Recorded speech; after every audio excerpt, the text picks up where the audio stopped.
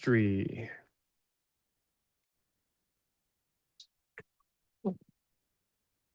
So nuclear chemistry was purposely chosen our last topic. It's a fairly short one. I, of course, knew that I would be talking a lot about the class otherwise today. So we'll spend about 15, 20 minutes on it, and we have an in-class problem set on it. That way we can get some practice, because after today, we don't have any more guided practice or problem sets. Let's talk about nuclear equations.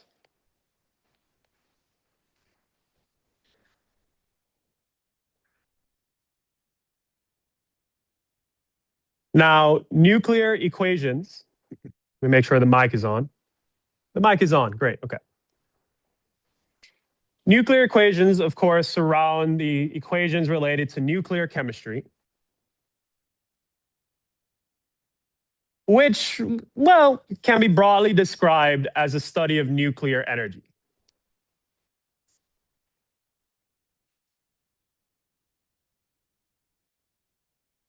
Now, for the most part, we all probably have maybe a commercialized or sensationalized understanding of exactly what nuclear chemistry is, or nuclear energy. Sensationalized, commercialized, coming, of course, from either movies or just from news or politics. We have an understanding of what we mean when we say nukes, or nuclear missiles, or just nuclear reactions. But the key thing that defines nuclear chemistry is a release of energy due to what's known as unstable elements breaking down.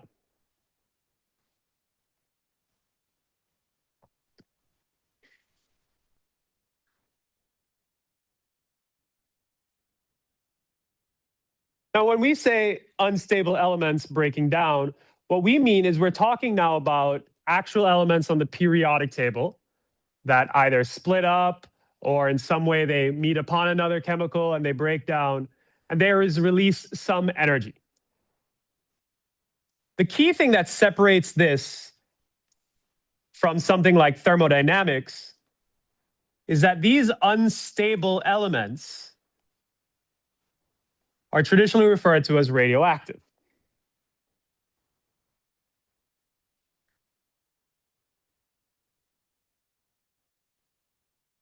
So we are not actually going to focus too much on the semantics of it all. We're just going to actually go straight into the types of nuclear decay, where, of course, decay is just meant to refer to the fact that this is going to be a breakdown of chemicals, elements, unstable or radioactive. There are multiple types. The first one is known as alpha decay. The symbol for alpha decay is the Greek letter for alpha. It's that squiggly line that kind of looks like an incomplete bow tie. Alpha decay. In the case of alpha decay, the atomic number of the element goes down by 2. And the mass goes down by 4. What exactly does that mean? What does that look like? Well, let's take a look at one of the most commonly known or famously known radioactive elements, uranium. Here I've drawn the symbol, 23892. Of course, we should be able to find it on the periodic table once we know 92. 92 is in the actinide series. It's those bottom 2 rows of the periodic table.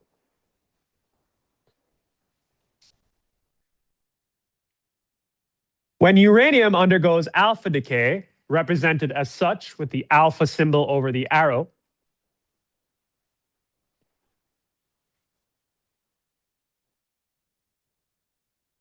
the atomic number goes down by 2.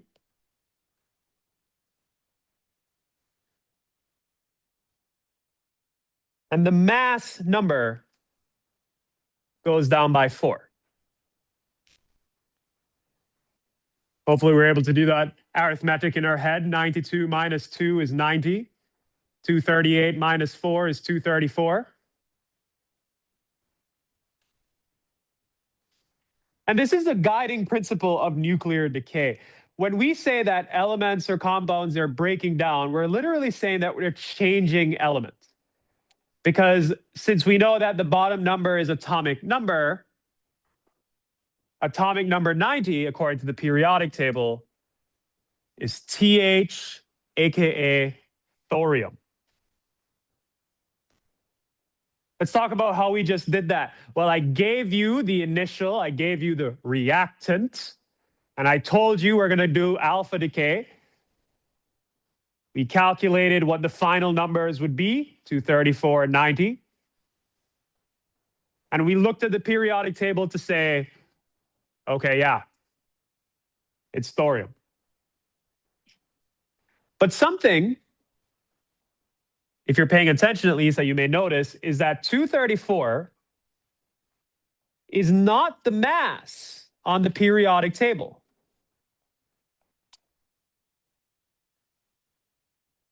I think on the periodic table, it's actually around 233 grams. Is that necessarily a problem? No. Why? Because if we think back all the way to module 1, when we talked about isotopes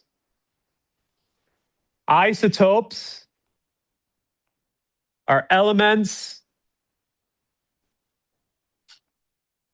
with the same atomic number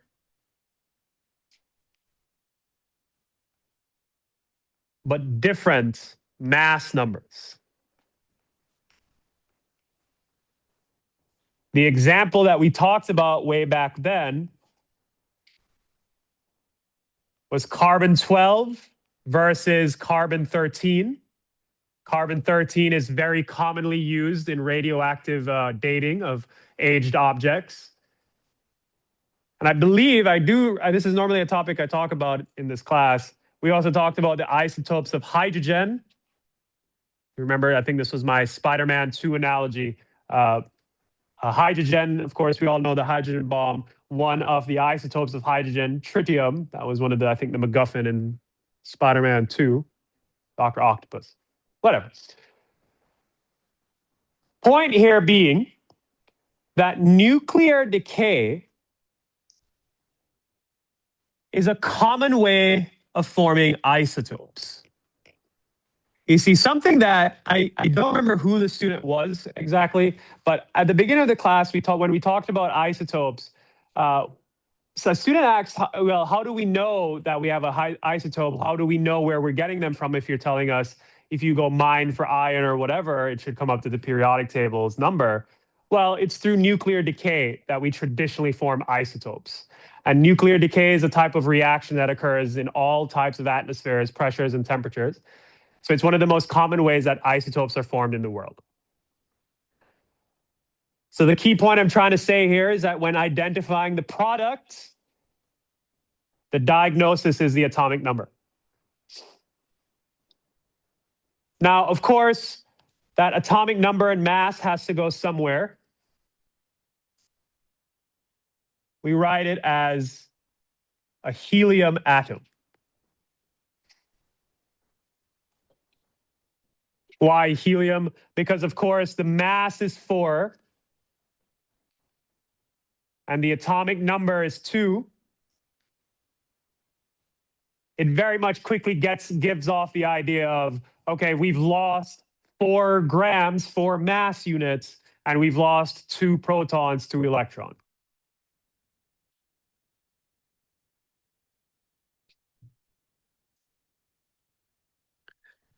Number 2, beta decay. Again, we're using the Greek symbol for beta. It's that italicized beta with the line just hanging off just a little bit. In the case of beta decay, the atomic number increases by 1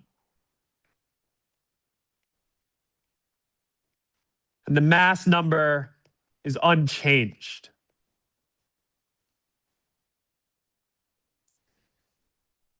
An example of this is the beta decay of carbon. Is it a problem that it's not the 12 that you're used to? No. Remember that it's a different mass. Different mass just means isotope. Shouldn't affect your approach of this question. We're going to conduct a beta decay, so we put the symbol over the arrow. Mass remains unchanged, so 14. Atomic number goes up by 1, we get 7. We, of course, now refer to the periodic table. That is what tells us our atomic number is 7. Based on that, we actually form nitrogen.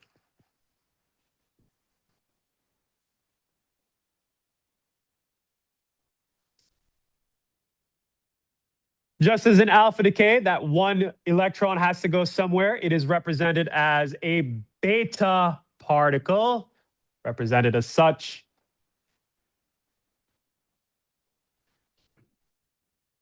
Where the -1 is meant to refer to the atomic number. You may be wondering, why is it -1? Well, think about how expressions work. They have to add up on both sides. In other words, if we had left this at +1, technically speaking, the sum over here would be 8 for the atomic number, which of course doesn't match the 6. That's why it has to be a -1.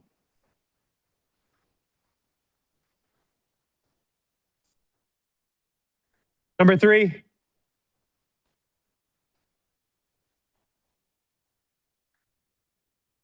Gamma decay.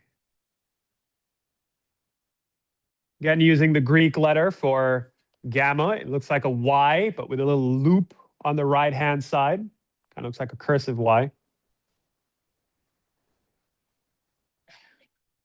Gamma decay is actually the simplest. It's no change in atomic number or mass.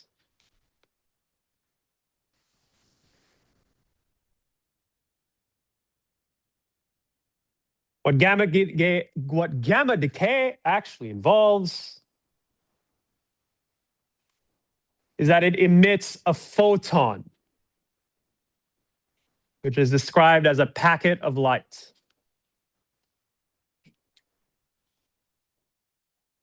In other words, the gamma decay process traditionally explains the visual component of many nuclear explosions.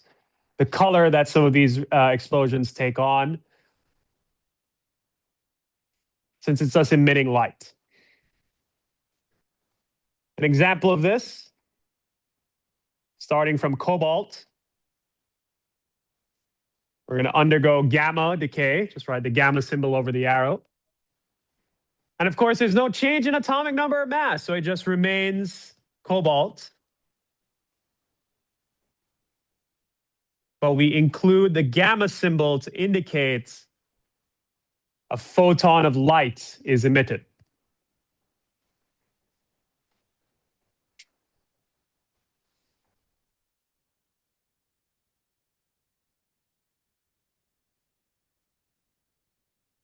The last type of decay is actually not technically a decay. It's called electron capture.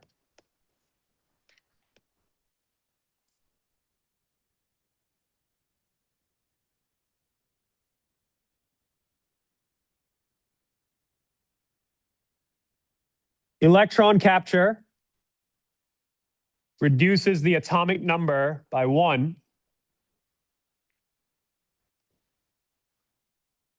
And the mass is unchanged.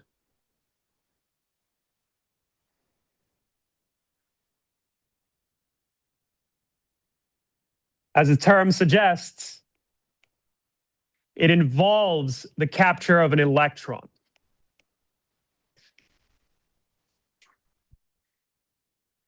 This could be through the nature of the reaction, just having to form an electron on the side and that electron going somewhere. Or in the case of some research labs, using like an electron ray gun to shoot at radioactive samples. An example of this, starting from calcium. Electron capture, like we said, it involves the capture of an electron. So we are adding an electron.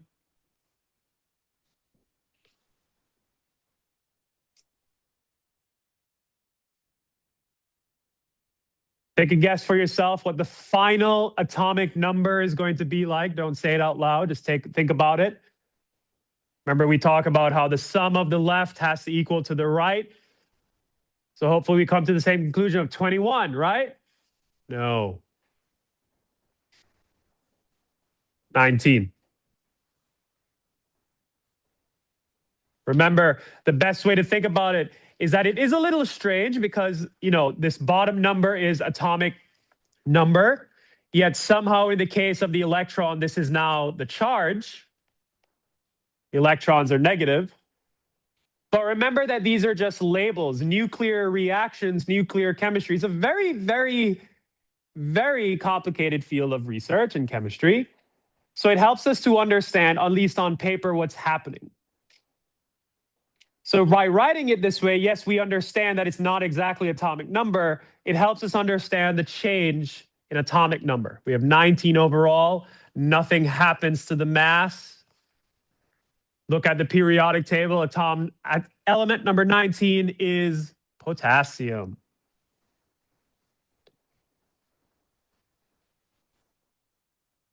No sign over the arrow, because you're just adding an electron. Riley, I see your hand. What's your question? Yeah. Let me see if I can fit them on the same page, because I didn't know how much space I would take up.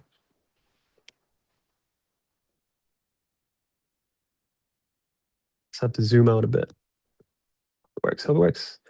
A little bit too big, but that's okay. We can just shrink it in a bit. Okay, that should be fine.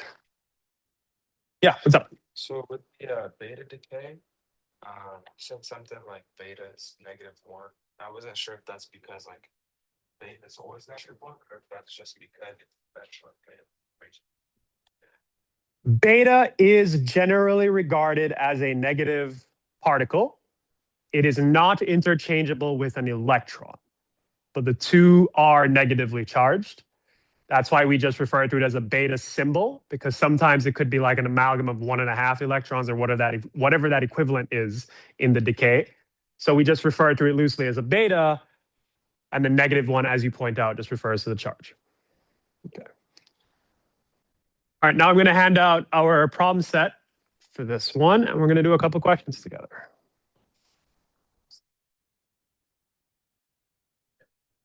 Pick one, pass it down. Take one and pass it down.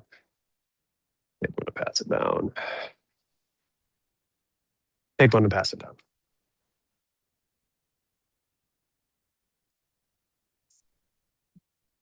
And actually, while that's being passed around, I can hand back some of the exams.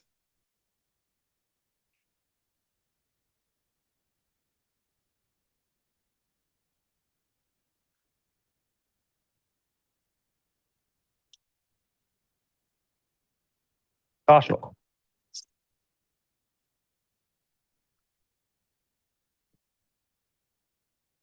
Here's Allison.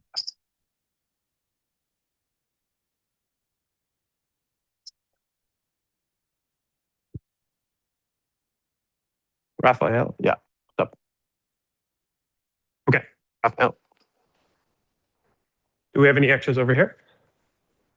A lot of extras right here. Are these the extras? Yeah. One more, right? Okay, does everyone have a copy? Oh, you do, Michelle. You mind passing a copy to Dylan right behind you? Everyone else good? Okay. I'll hand back the exams once I get through some of these questions. I thought it would take you guys long.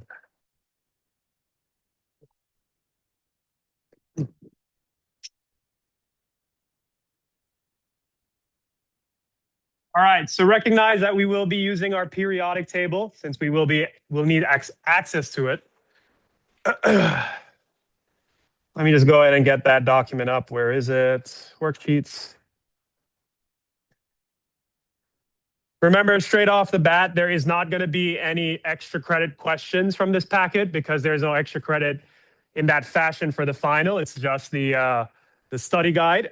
So we're just going to do a couple questions together. I'll assign one or two, and then the rest of it is for your own practice.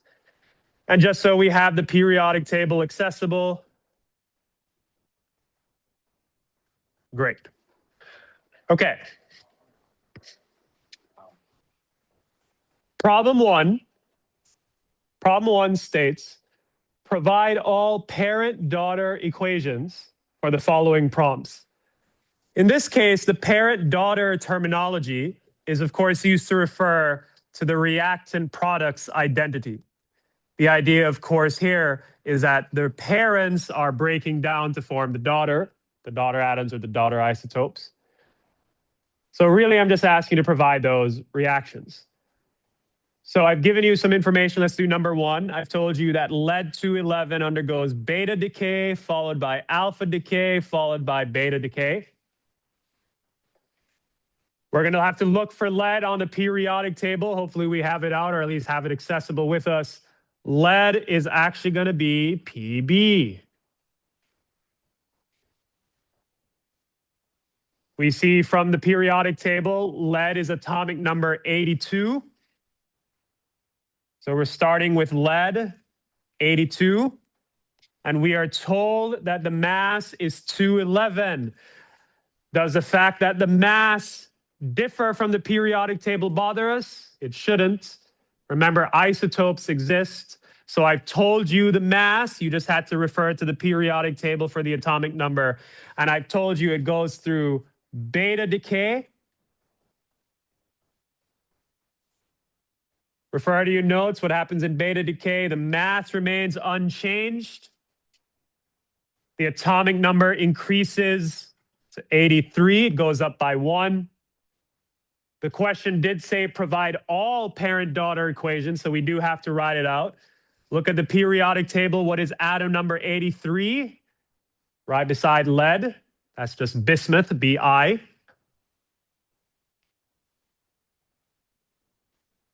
Beta decay also produces that beta particle.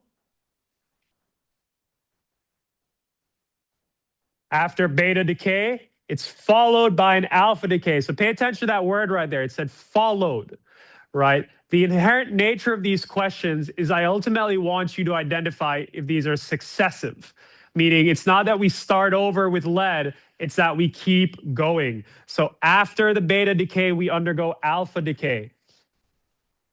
According to our knowledge, our notes, our mass number goes down by 4.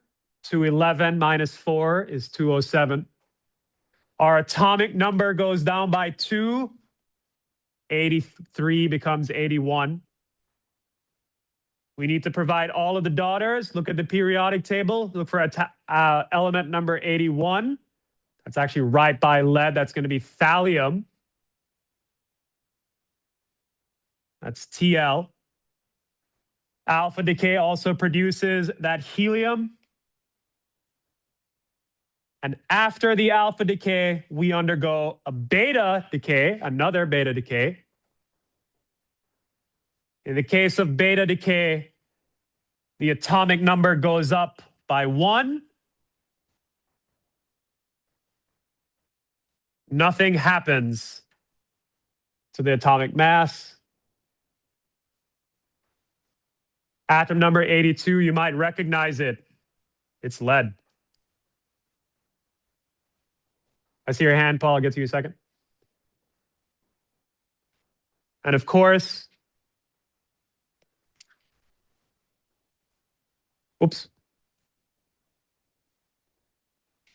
we have our beta particle to represent the remaining -1. And recognize in this case, if you did notice, we've now gotten the periodic table mass, the 207. That doesn't really help us with our answer, but it's just cool to understand this is one way we start from an isotope and get back to our original version, to the periodic table version. Paul, what was your question? reaction to the next, you drop the extra beta particle of helium. I don't like cancel them out with the helium. Correct. You do not cancel them out because they're successive. We're not saying that they happen in a loop. Good question. That's a good question. Remember, because based off of Paul, just use Paul's question as a jumping point. Remember that these equations are what helps us understand what's happening in the reaction. So in fact, it's just more important for us to keep track of exactly what particles are being formed, what daughters are being formed as the reaction progresses. All right, let's try another one. Let's do number 4. Radon 220. Okay, so we have to look on the periodic table. Now you may be wondering, well, Supreet, how will I know where to look when I don't even know what radon is? Well, isotopes should be pretty close to the periodic table mass. I'm never going to give you a mass of 220 where the periodic table mass is like 18. That just doesn't make sense. So the mass is a good starting point. So we look at the periodic table. We look for around 220. Look at that right there. We found radon on the far right, 222. Remember, this is the exact periodic table you'll get with the final. So get comfortable using this one. I'm not saying you need to memorize it, but as long as you understand how to read it and stuff. Radon is 86. Okay. 86, and we're told the mass is 220. Very thing it starts off is an alpha particle. Let me just highlight it so I can visually keep track. Alpha, beta, then gamma. After an alpha decay, the atomic number goes down by 2. The mass goes down by 4. We should now identify what element this is. Looking back at the periodic table, atom number 84 is polonium.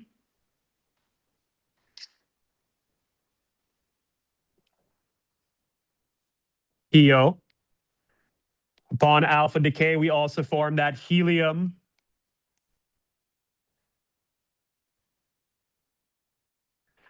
After beta decay, the atomic number goes up by 1, while the mass remains unchanged. All right, so now we have a new element, element number 85, looking back at the periodic table. That's going to be astatine, AT.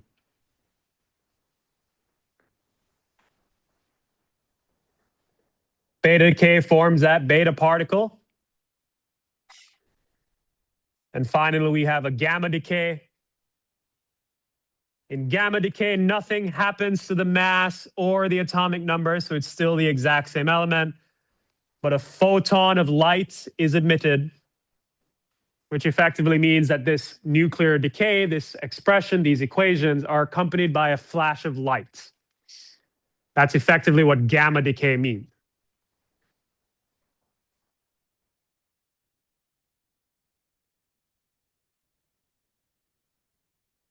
I got to find out if a flashbang counts as a modified or type of gamma decay. I've actually never questioned that. All right, one thing I want you to notice here in number 4, I didn't say that radon first undergoes alpha decay, but I said it emits an alpha particle. An alpha particle, as we should know, is the helium atom. So although I may not always say the exact phrasing, undergoes alpha decay, undergoes beta decay, rest assured that there will always be some indication which decay you should follow. Does anyone have any questions on number 1 or number 4? Okay. Let's try a couple questions from problem 2.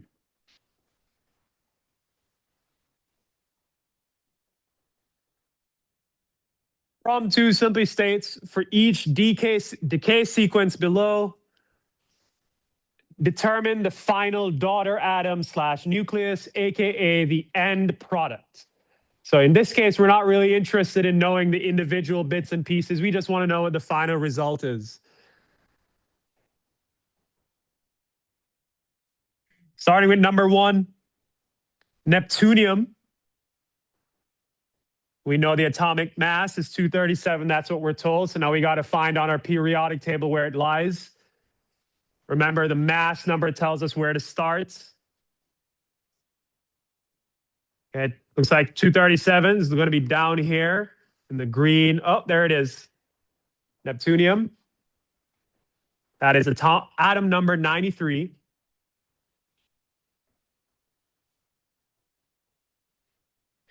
Now, here's the really, I think,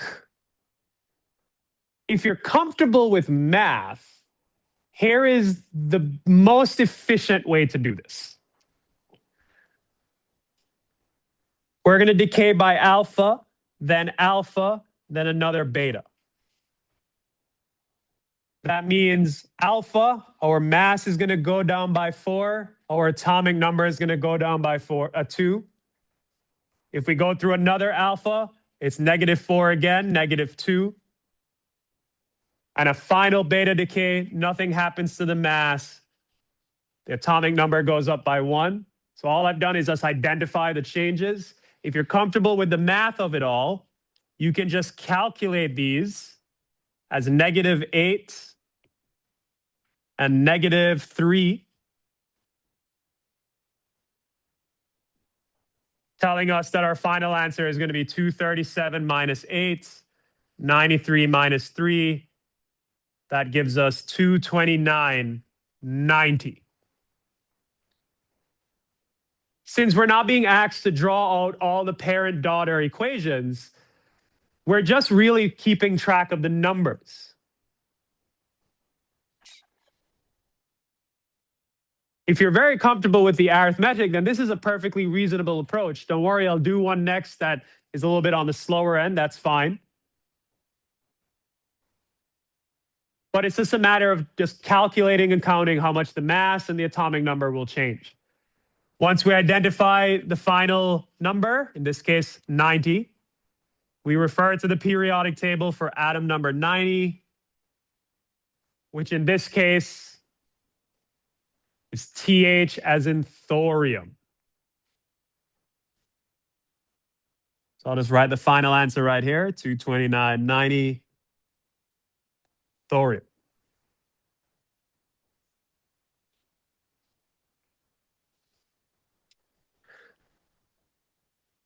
Let's try another one. I'll take this one to math a little bit slower. Let's do number 2. We're starting with francium 221. All right, we got to look for francium on our periodic table. Just taking a little gander, is kind of scanning it really quickly. It's over here on the far left. It's atom number 87, Fr.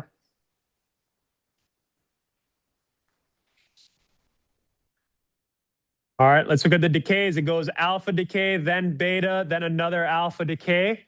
We're going to take the math a little bit slower this time.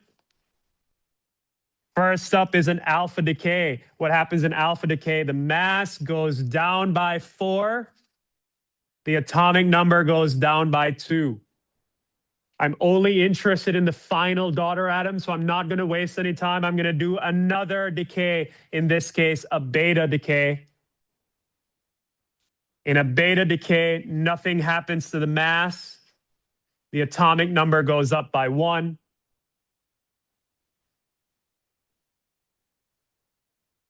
And then another alpha decay.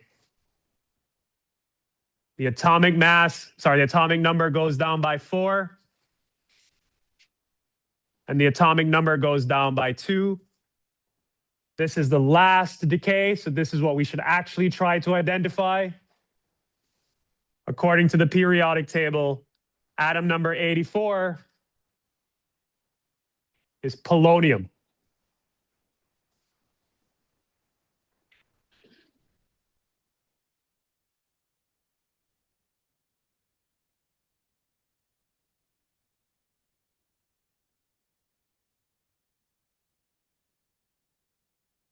Why don't you all try number 3? Californium 250. Take a second to try practice. Look for it yourself on the periodic table. See if you can find it. And of course, you have 2 methods depending on the math level you're comfortable with. Take about, let's say, 2 to 3 minutes, and then we'll just go through it together.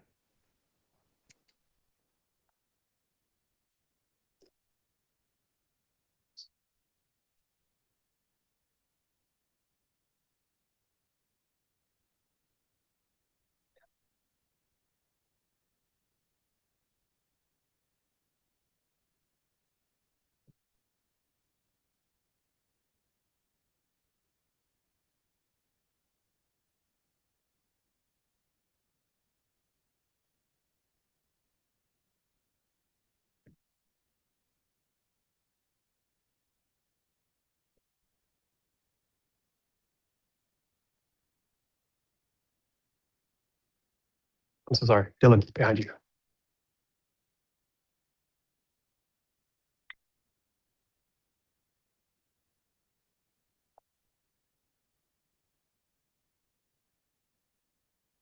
That's it.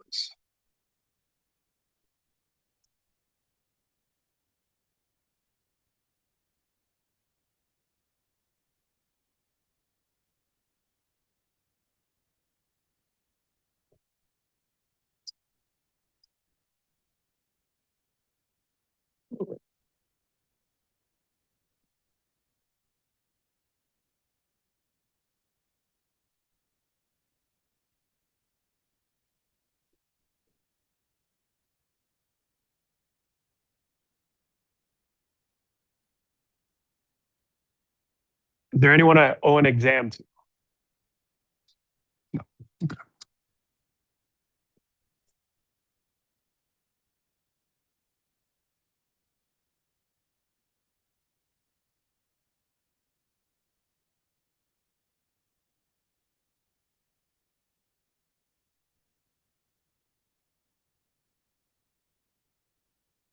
In a couple minutes, let's try it together.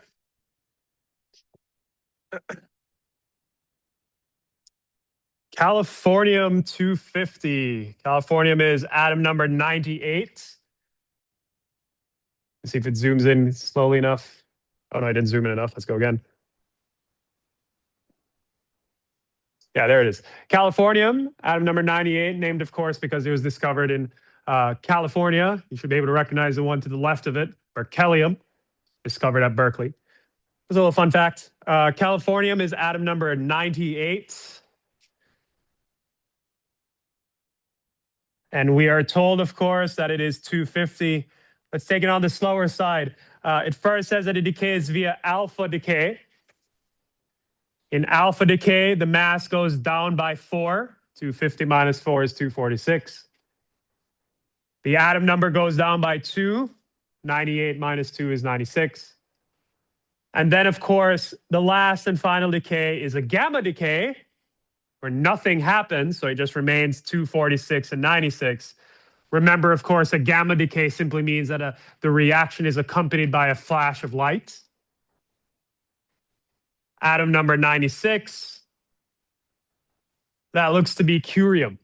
I believe that was named in honor of Madame Curie, or was at least named at the Marie Curie Institute, which was also named in honor of her.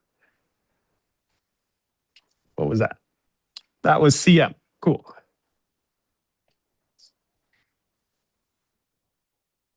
And that's it. Recognize that the most difficult aspect of this topic is just keeping track of the numbers. It's a sort of thing where if you misread the periodic table, if you make a small math mistake, it can lead to an overall incorrect final answer. Of course, you will be getting the periodic table as part of the exam, but you will not be getting the description of these decay, meaning you have to memorize all 4.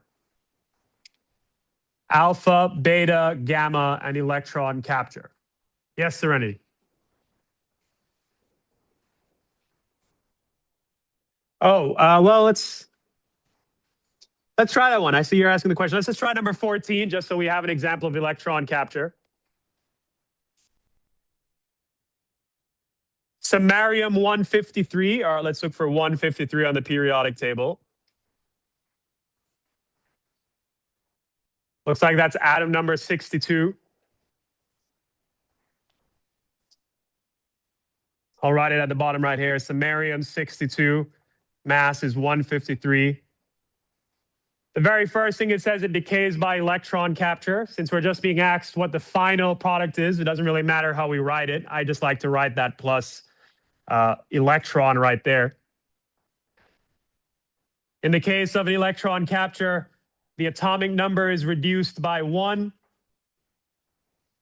Nothing happens to the atomic mass. And then in a final gamma decay, which is a flash of light, nothing happens to the mass. Nothing happens to the atomic number, which when referring to the periodic table is promethium, PM. So that final answer would be 153.61 PM. Do we have any other questions? All right, that's what we're going to call it for today. Congratulations on completing the module, the complete content for Chem 300. Tomorrow is a wet lab. Please come dressed appropriately. It was different with workshops, but I will be applying that if you're 15 minutes late rule, you will not be allowed in. Workshops are different. I'll see you all tomorrow. If not, I'll see you next Tuesday. Have a good weekend. Have a good day. See you tomorrow.